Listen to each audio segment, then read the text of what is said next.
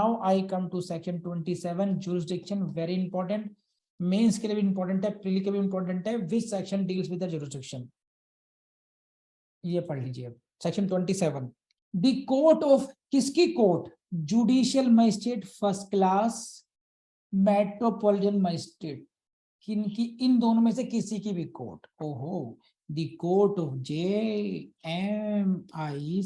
Judicial magistrate first class, MM. Good. Within the local limits of which option A, the person aggrieved person permanently or temporarily resides, या तो वो reside करता हो, कौन? aggrieved person permanently या temporarily, और carries on business, अपना व्यापार चलाता हो, और is employed, वहां पे नौकरी करता हो. ये आ गई A. सेक्शन 21 ये बात कर रहा है कि भैया सेक्शन 12 क्लॉज 1 की जो एप्लीकेशन लगानी है, जो इतने सारे रिलीफ मांग रहे हो, वो कौन से मजिस्ट्रेट के पास लेके जाओगे? वो दुनिया में कौन सा मजिस्ट्रेट है जो आपकी सुनवाई करेगा? तो उन्होंने कहा कि ए कैटेगरी में है.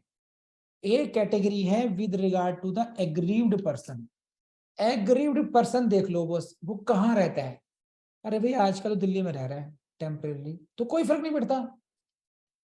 जहां पर एग्रीड पर्सन रहता है वहां पर डोमेस्टिक वायलेंस डाल दो, टेम्परेरी भी. वाह. तो अगर किसी को लगता है कि मुझे पति देव को करना है परेशान, तो दूर कहीं जाके रहना शुरू कर दो टेम्परेरी. पति कहाँ रह रहा है? दिल्ली में. तुम कहाँ चली गई? चेन्नई. क्यों? हम तो डूबेंगे सनम, तुम्हें भी ले डूबेंगे. तुमने जो परेशान किया, हम तुम्हें बुलाएंगे चेन्नई है, और चेन्नई में दिखाएंगे अपना टेम्परेरी रेजिडेंस. लो, ये रहा. तो वहां चेन्नई के मजिस्ट्रेट को भी, मेट्रोपॉलिटन मजिस्ट्रेट को भी जुरिस्डिक्शन होगा. मेरी बात समझ में आपको आई या नहीं आई?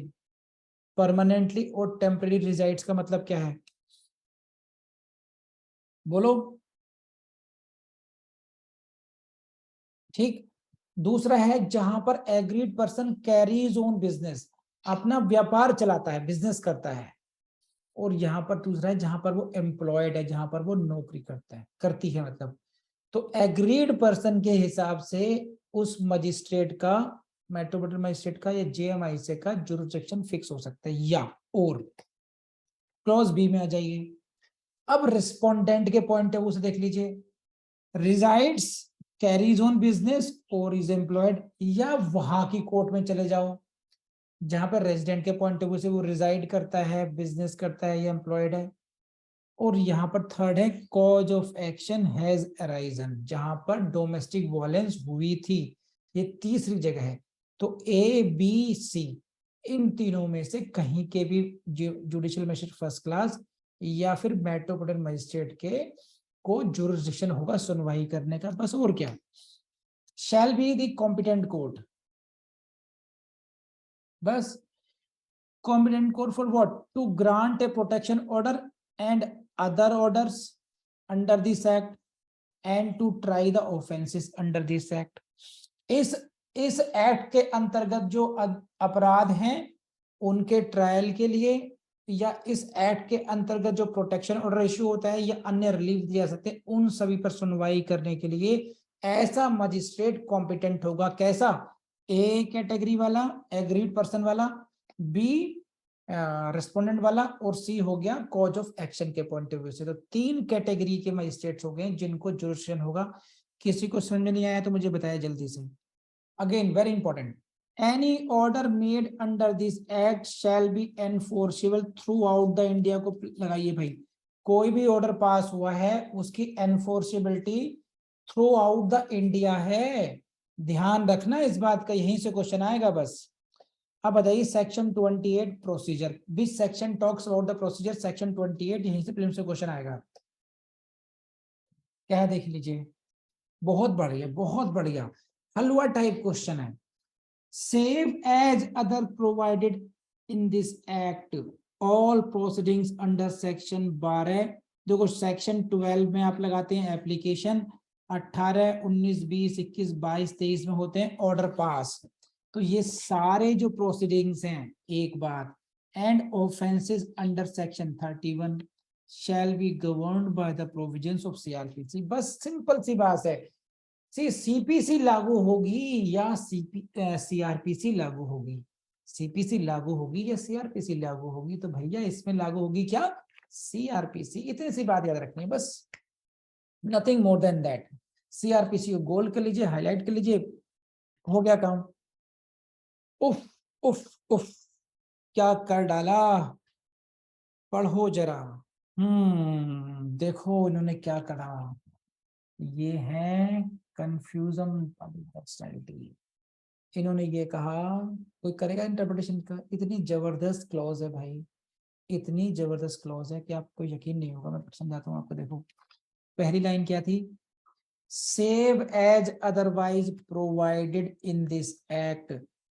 इस एक्ट में जो अन्यथा दिया गया हो उसके सिवाय, इस एक्ट में जो प्रोवाइड अन्य जगह प्रोवाइड किया गया है उसके सिवाय सीआरपीसी लागू हो जाएगी 12 से लेकर के 12, 18 से लेकर 23 के वाले। बहुत बढ़िया साहब, अच्छी बात है। आपको क्या मिल गया, जनरल फॉर्मूला मिल गया कि सीआरपीसी अप्लाई करनी है। लेकिन भाई साहब सीआरपीसी को अप्लाई करते हुए अगर तुम परेशान हो गए तो क्या तुम अपने हिसाब से थोड़ा चेंज कर सकते हो क्या? पढ़ो, ये पढ़ो आगे। Nothing in section 1, nothing in subsection 1। Subsection 1 में क्या कहा था कि सीआरपीसी अप्लाई करोगे भाई, ये कहा था। Nothing in subsection 1 shall prevent the court from laying down its own procedure. Come on, highlight करो, लिख डालो P for prelims। इससे पहले कि ये prelims का क्वेश्चन आपके हाथों से भाग जाए, निकल जाए, छुप जाए, लिख लीजिए, laying down its own procedure, अपना ही प्रोसीजर लिख सकती है। Nothing in सब क्लॉज 1, जनाब सीआरपीसी लागू करनी थी, अरे हम अपना प्रोसीजर चलाएंगे इसमें।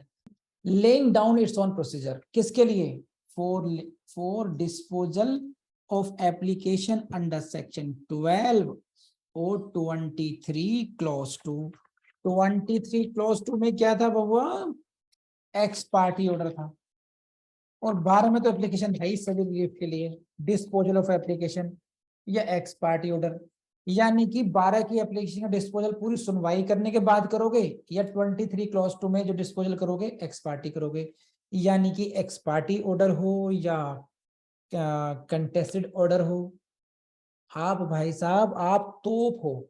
अगर आप डोमेस्टिक वायलेंस की वो सुन रहे हैं, सुनवाई कर रहे हैं, तो जो कोर्ट है तोप है अपने आप। नहीं नहीं, हमें तो सीआरपीसी फॉलो करनी। अरे भाई तू सीआरपीसी फॉलो कर, लेकिन जहां जहां तुझे लगे कि सीआरपीसी के बियॉन्ड भी जाना है तो ये क्लॉज 2 तुझे परमिट कर रही है भाई। Nothing in subsection shall prevent the court from laying down its own procedure for disposal of application 12 और 23 क्लॉज 2। जान मार दी मैंने, लेकिन जतिन तुम्हें समझ में नहीं आई ना। कम ऑन, जवाब दो मुझे फटाफट, come on. Section 29, this is appeal, again P for prelim. So section 29, which section deals with appeal? Section 29 है, हेडिंग से क्वेश्चन आएगा, और ये रहा आपके सामने। तो कंप्यूटर जी दिखाइए appeal.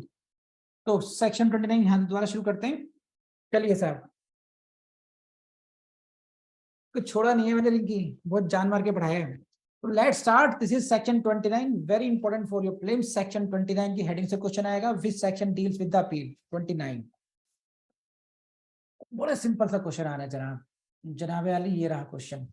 There shall lie an appeal to court of session. बस किस कोर्ट को अपील जाएगी, हाईलाइट के लीजिए, लिख लीजिए प्रीलिम्स, ठीक। और कहां से जाए, कितने दिनों में जाएगी, विद इन 30 डेज जाएगी, ये भी प्रीलिम्स से क्वेश्चन आएगा। 30 डेज कहां से काउंट करेंगे, from the date on which order made by the magistrate is served on the aggrieved person or the respondent at the case में भी। देखो ये बात कर रहे हैं अपील की, किसकी बात कर रहे हैं, अपील की। कोई ऑर्डर पसंद नहीं आया मजिस्ट्रेट का, ठीक है, एक पार्टी तो अपील में जाएगी, चाहे वो एग्रीड पर्सन जाए या रिस्पोंडेंट जाए। तो अपील में कौन सी कोर्ट में जाएंगे, वो जाएंगे कोर्ट ऑफ सेशन में, यहां से क्वेश्चन आ जाएगा। और कितने दिनों में जाएंगे, लिमिटेशन पीरियड क्या है भैया, ये है 30 डेज का, तो 30 डेज पे क्वेश्चन आ जाएगा। लेकिन थर्ड क्वेश्चन आएगा, नेक्स्ट क्वेश्चन आएगा 30 डेज की काउंटिंग कब करेंगे। अच्छा तुम एग्रीड हो, तुम्हें कब सर्व हो गया था ऑर्डर, तो एग्रीड पर्सन को जिस डेट, अगर अपील में एग्रीड पर्सन जा रहा है तो जिस डेट पर उसको ऑर्डर की सर्विस हो गई, यानी कि उसको ऑर्डर पकड़ा दिया गया ले कॉपी, उससे 30 डेज। या रेस्पोंडेंट जा रहा है अपील में, तो रेस्पोंडेंट को जब ऑर्डर की कॉपी सर्व कर दी गई, वहां से 30 days from the date order is served, order की सर्विस जब पार्टी पर हो गई उस डेट से उसके 30 डेज काउंट करने होंगे। बस बोलो हाँ या ना, बहुत सिंपल था ये तो, आ गया समझ में, कम ऑन। तो दिस इज व्हाट 29 हो गया।